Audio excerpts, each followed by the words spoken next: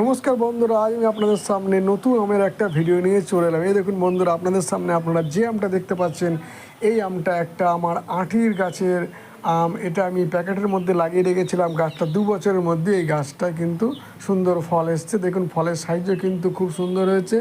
আর এই ফলটা আমি আগে তুলে রেখেছিলাম 3-4 দিন ঘরের মধ্যে, তাই পেকে এটা অনেকটাই মজে গেছে। আমি আরও একদিন আগে ভিডিও করলে ভালো হতো।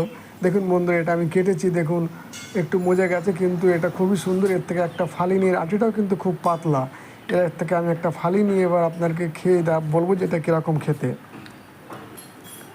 সত্যি বন্ধুরা, এটা কিন্তু খুবই সুন্দর খেতে, ভালো মিষ্টি হয়েছে।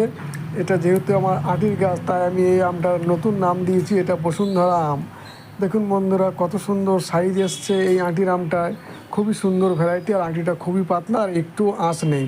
অবশ্যই এটা একটা ভালো ভ্যারাইটি। এটা প্রথম বছর ফল, দ্বিতীয় বছর দেখা যাক কীরকম হয়।